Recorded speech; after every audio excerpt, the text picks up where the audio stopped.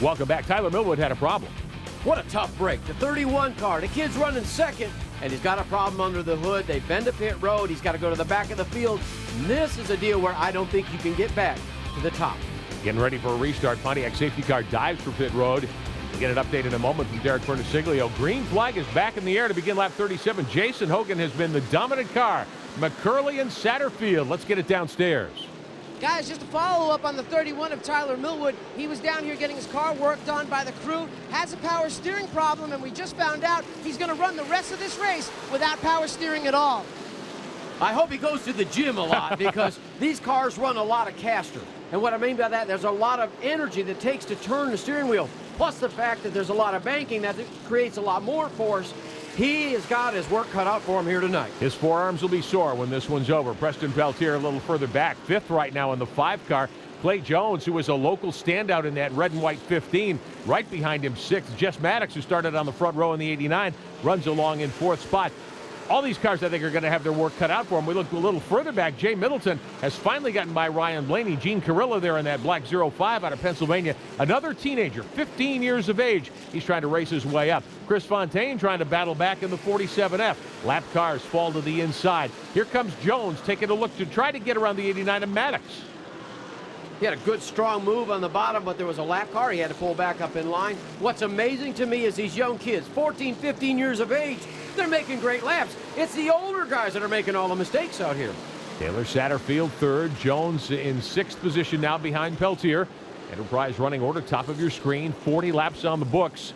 And Peltier makes a move to get underneath Satterfield in the 40, the Stewart Cabinets car.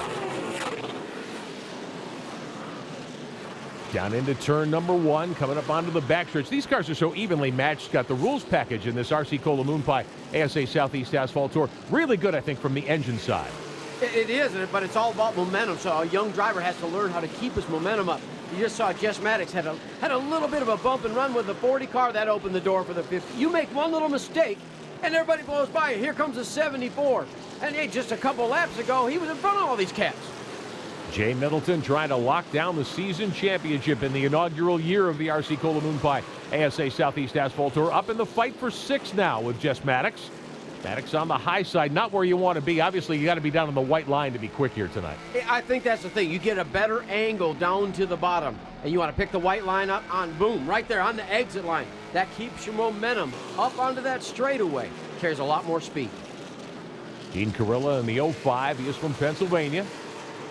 Ryan Blaney, now located here in North Carolina with his mom and dad, of course. Dave Blaney, who runs in the Sprint Cup Tour. That 10, Dave Blaney's number for many years of short track racing. That's been kind of the family number. Good to see Ryan bringing that back now.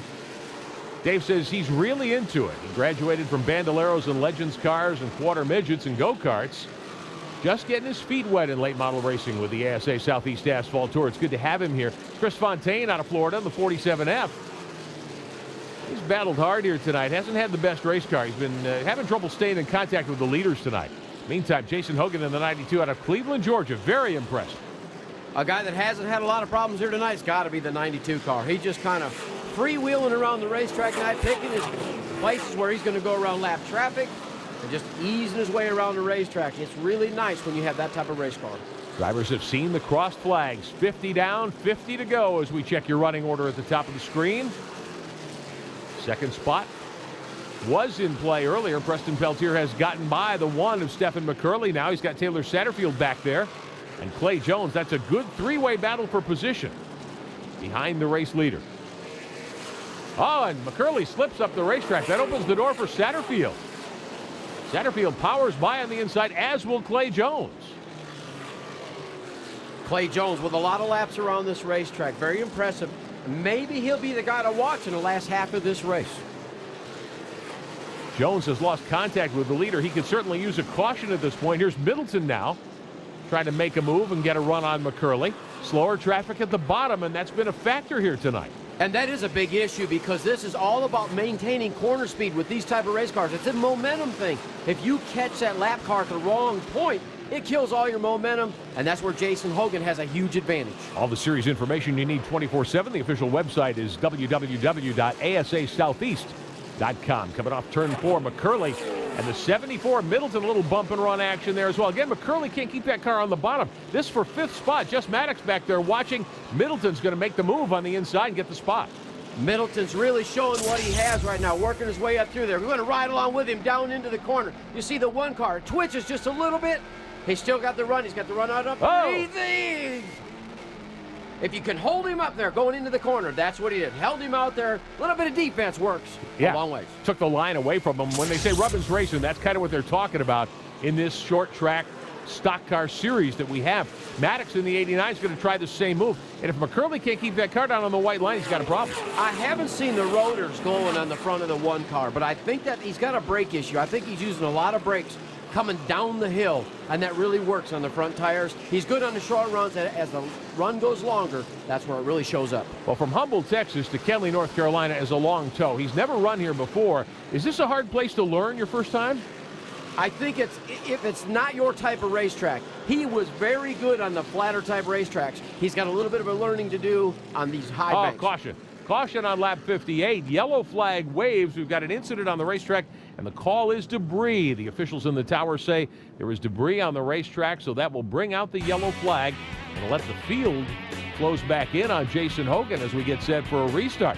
Hogan leading Peltier, Taylor Satterfield, Clay Jones, and Jay Middleton. We'll be back in Kenly. Coverage of the RC Cola Moon Pie ASA Southeast Asphalt Tour brought to you by Hedman Hustler Headers, the official exhaust header of the ASA Southeast Asphalt Tour. By Shark Energy Drink, the official energy drink of the ASA Southeast Asphalt Tour. Shark Energy Drink, don't crash. And by La Quinta Inns and Suites, the official hotel partner of the ASA Southeast Asphalt Tour.